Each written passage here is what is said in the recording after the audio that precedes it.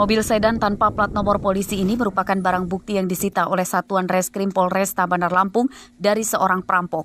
Mobil ini sempat dibawa kabur oleh pelaku setelah dirampas dari 2 mahasiswa sebagai korbannya. Yang mengejutkan adalah perampokan terhadap korban tersebut rupanya didalangi oleh seorang anggota polisi berinisial Bribka IS yang bertugas di Satuan Samapta Polres Bandar Lampung. Bribka IS kini telah ditahan oleh Propam Polresta Bandar Lampung. Saat ditemui pada Senin siang, Kapolresta Bandar Lampung berjanji akan menangani kasus tersebut secara profesional. Penyidikan kasus tersebut sedang berjalan dan hasilnya belum bisa dipublikasikan ke masyarakat. Yang masih kita dalami, masih kita lidik sejauh mana keterlibatannya. Ya. Tapi memang sudah. Saya belum monitor. Tapi memang sudah kita lakukan penahanan Pak terhadap terduga ini Pak yang melakukan. Kalau memang bukti-bukti sudah terpenuhi ya kita. Anggota Polresta Bandar Lampung Pak Kapolres. Ya? Anggota kita Pak ya, emang benar. Ya, nanti kami kabari. Udah saya buka dulu. Ya, polisinya gitu Pak.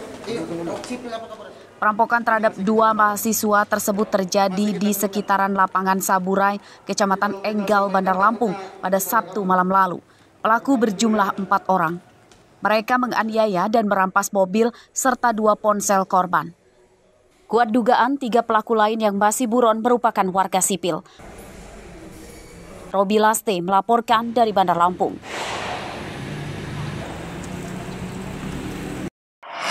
Memerkoki orang lagi mencuri sawit.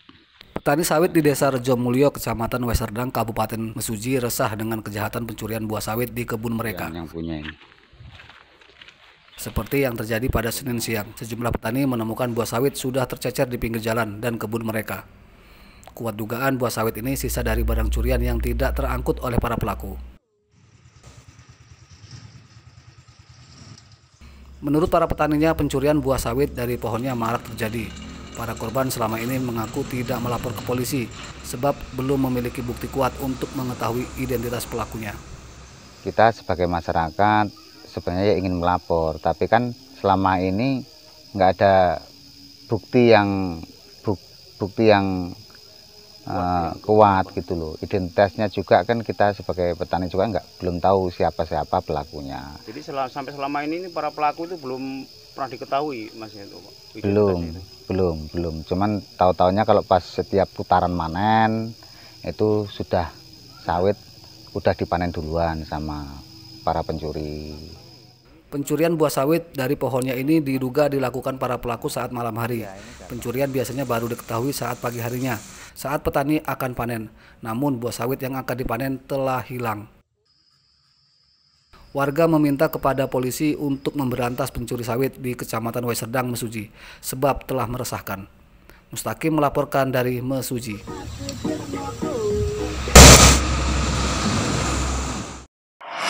Seringkali kejadian bahkan ada motor yang pernah dibegal di sini. Nasib nahas menimpa Hamna Dewi, warga Kelurahan Tanjung Harapan, Kecamatan Kota Bumi Selatan. ASN di Pemda Lampung Utara ini menjadi korban penjamretan saat pulang kerja pada Senin siang.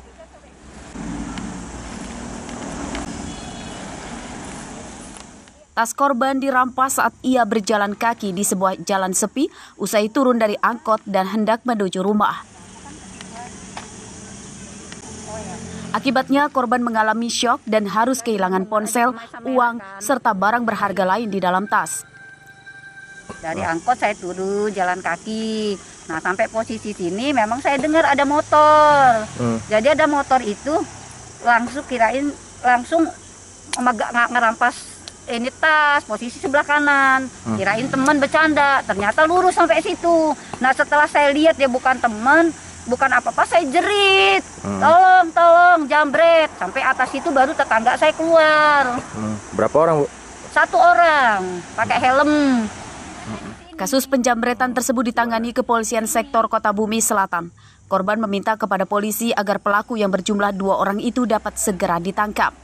Ardio Haba melaporkan dari Lampung Utara.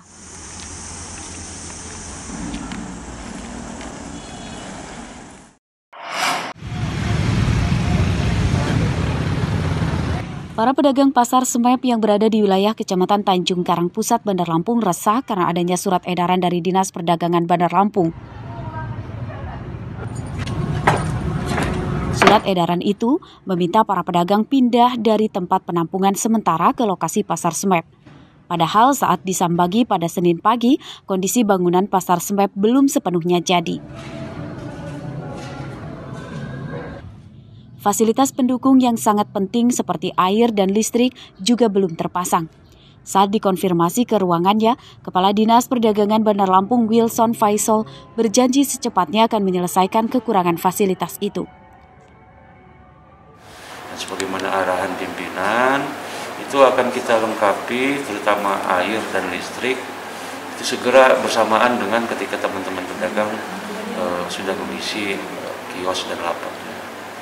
Jadi karena dengan asumsi begini, ketika kita perbaiki sedangkan masih dalam kondisi kosong, ya karena banyak tangan jahil dan orang-orang yang memang tidak berkepentingan, itu pasti rusak kembali. Dinas Perdagangan Bandar Lampung meminta seluruh pedagang di penampungan sementara agar pindah ke Pasar Smep paling lambat besok, hari Rabu 20 Oktober 2021. Jeffrey Arifin melaporkan dari Bandar Lampung.